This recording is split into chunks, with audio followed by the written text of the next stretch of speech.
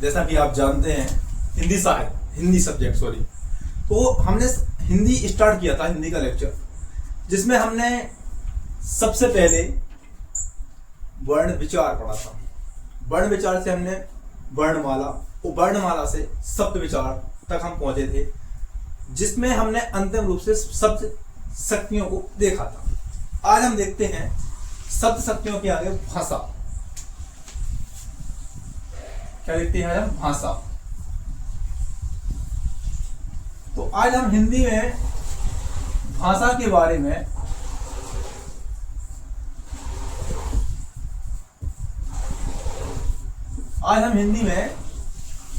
या हिंदी व्याकरण के अंतर्गत भाषा के बारे में जानेंगे और समझेंगे। तो भाषा जो है, भाषा शब्द भाष्य धातु से बना है।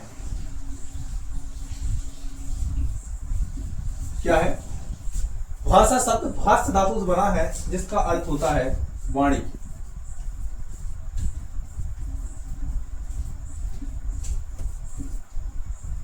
ठीक है, तो भाषा क्या है? भाष्य धातु से बना है, जिसका अर्थ होता है वाणी। अब समस्या यह है कि धातु से बना है, ठीक है, लेकिन भाषा कहते किसे है? तो एक तो भाषा जो होती है, इसका क्षेत्र क्या होगा? व्यापक होगा, बहुत ज्यादा।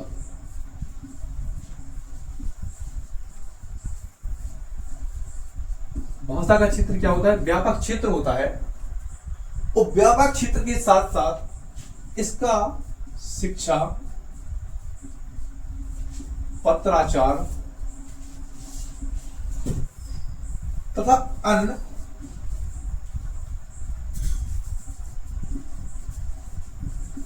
कार्यकलापों में भी इसका यूज किया जाता है। तो हम देखते हैं, हमने देख लिया भाषा।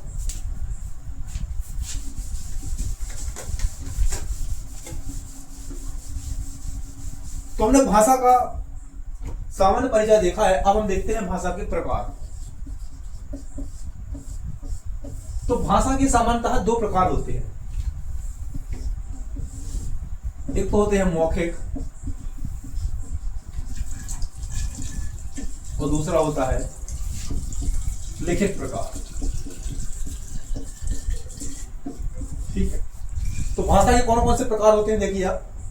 एक तो होता है मौखिक, दूसरा होता है लिखित। तो मौखिक में वो होती है जब कोई भी मतलब भाषा की स्टार्टिंग सीधा सीधा बोले तो मौखिक से ही होती है, क्योंकि जैसा कि आप जानते हैं कि सबसे पहले हमने क्या है, वर्ण विचार में देखा था कि जो भाषा होती है वो मुंह से स्टार्ट होती है।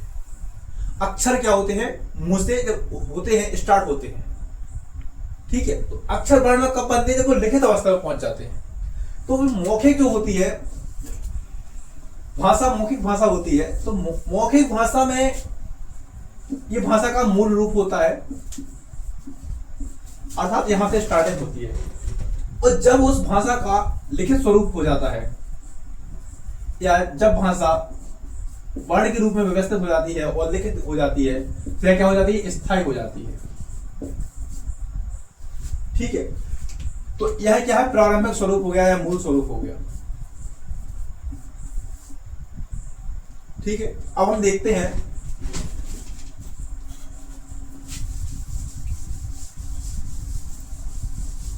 कि भाषाओं के अंतर्गत कुछ भाषाओं को शामिल किया जाता है। अलग अलग प्रकार से जो वर्ड होते हैं वो हमको सुनने में आते हैं, उनके अंतर्गत हम देखते हैं। सबसे पहले आता है राजभाषा। इनमें अंतर भी देखेंगे। राजभाषा, राष्ट्रभाषा, विभाषा, मानक भाषा, मातृभाषा,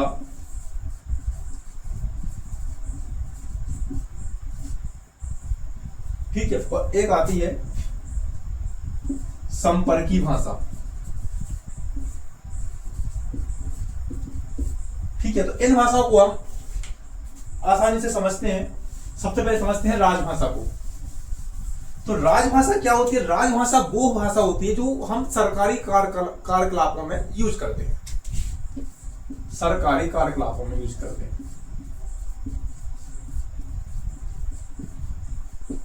जैसे पत्राचार हो गया, ठीक है, या फिर कोई कार्यालय वगैरह हो गया, कार्यालय वगैरह में इनका यूज किया जाता है। तो इनका यूज क्या है, आर्टिकल, संविधान के आर्टिकल 343 के तहत करते हैं, जिसकी स्टार्टिंग हमने सबसे पहले 1949 से की थी। तो 1949 से हिंदी को हम क्या है, राजभाषा मानते हैं। और इसकी डेट है 14 सितंबर 1949। इसलिए 14 सितंबर को हम हिंदी दिवस भी मनाते हैं। ठीक है, तो ये हो गया राजभाषा। अब देखते हैं राष्ट्रभाषा।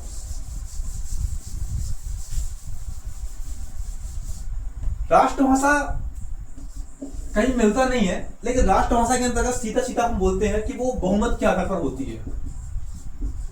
क्या है, बहुमत के आधार पर। अभी बहुमत भाई कोई चुनाव तो हो नहीं रहा है यहाँ पे, ठीक है। तो बहुमत के आधार पर मतलब बहु यानी बहुत सारे लोग, मत अर्थात उनका मत। तो बहुत सारे लोगों का क्या मत है, मतलब बहुत सारे लोगों का कहने का तात्पर्य है कि बहुत सारे लोग अगर चाहते क्या है, उसके आधार पर हमने क्या है, हिंदी को राष्ट्रभाषा माना है। तो इसलिए हमारी जो राष्ट्रभाषा है वो हिंदी है। जबकि देखा जाए तो हिंदी वास्तविक रूप से एक देश जिसका नाम है फिजी, तो फिजी देश की भाषा है। हिंदी क्या वास्तविक रूप से फिजी देश की भाषा है। तो ये राष्ट्रभाषा हो गया।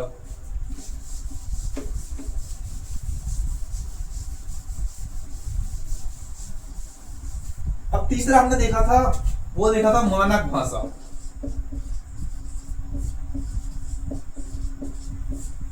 तो मानक भाषा के अंतर्गत कुछ शब्द होते हैं, उन शब्दों के आधार पर हम तय करते हैं कि ये शब्द क्या किस भाषा के हैं, अर्थात मानक भाषा के हैं।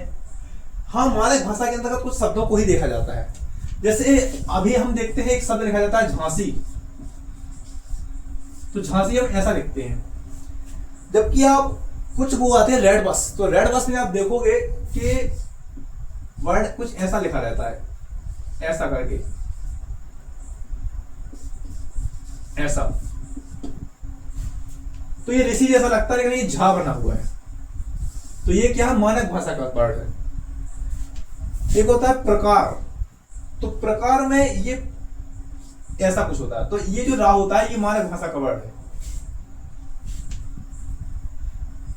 प्रकार है। तो इस प्रकार से मानक भाषा के अंतर्गत कुछ वर्णों को सम्मिलित किया जाता है, तथा उन्हीं वर्णों के आधार पर या उन्हीं वर्णों को ध्यान में रखते हुए हम उन्हें मानक शब्द का रूप देते हैं, जिसके आधार पर मानक भाषा बनती है। अब आते हैं, अब हम देखते हैं मातृभाषा। तो ये तो सबको पता ही होगा। मातृभाषा वो भाषा होती है जो व्यक्ति अपने जीवन काल में सबसे पहले सीखता है, अर्थात माता के द्वारा जो बोली जाती है वो बच्चे द्वारा सीखी जाती है। हालांकि एक ही भाषा होती है, तो वो उसकी मातृभाषा होती है।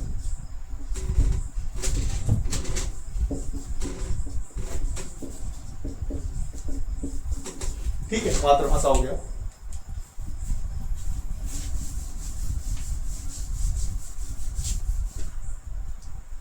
अब हम देखते हैं संपर्की भाषा। ये अच्छा चल रहा है मौका। संपर्की भाषा, संपर्की भाषा वो भाषा होती है जो लोग एक दूसरे के संपर्क में रहते हैं, और उन संपर्क में रहने से जो व्यक्ति का जो माहौल होता है, उस माहौल के हिसाब से जो व्यक्ति भाषा सीखता है, उसे हम संपर्की भाषा कहते हैं। ठीक है, तो जैसे बहुत सारे लोग बोलते हैं भाई हमको अंग्रेजी नहीं आती। और अंग्रेजी क्यों आएगी? क्योंकि कोई भी भाषा हो वो उस माहौल से आती है। जब भाषा क्या माहौल से आती है, तब जब आप उस माहौल में जाओगे तो आप आराम से वो भाषा सीख जाओगे। इसलिए वो भाषा या अंग्रेजी सीखना कहीं ना कहीं एक संपर्की भाषा का प्रभाव होता है, या संपर्की भाषा के कारण ही व्यक्ति आसानी से कोई भी भाषा सीख जाता है। तो वो संपर्की भाषा हुई। अब और कौन सी भाषा बची हुई है? संपर्की हो गई, मानक हो गई, मातृभाषा हो गई। हाँ, एक भाषा बची है विभाषा।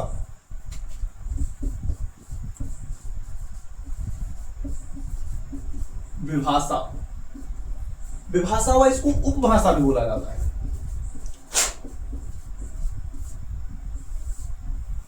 तो विभाषा या उपभाषा क्या होती है? तो विभाषा या उपभाषा वह भाषा होती है, अर्थात कहने से तात्पर्य यह है कि यह बोली का विस्तृत रूप होता है। बोली क्या होती है कि एक सीमित क्षेत्र में बोली जाती है। बोली एक सीमित क्षेत्र में बोली जाती है, जबकि जो विभाषा या उपभाषा होती है उसका क्षेत्र विस्तृत होता है। विस्तृत क्षेत्र होता है और कहीं ना कहीं उस भाषा में साहित्य वगैरह की रचना भी होने लगती है। ठीक है, शिक्षा के क्षेत्र में उसका योगदान अच्छा हो जाता है। तो विभाषा क्या है? बोली का विस्तृत रूप, बोली का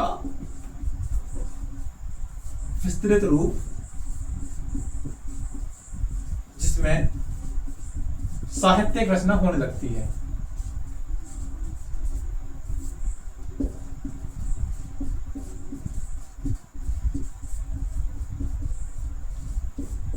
उसे हम क्या कहते हैं? विभाषा कहते हैं। ठीक है, जैसे एग्जांपल के लिए देखा जाए तो ब्रज, अवधी और राजस्थानी के कुछ, राजस्थानी और इसमें डी से लगा दो और बहुत सारी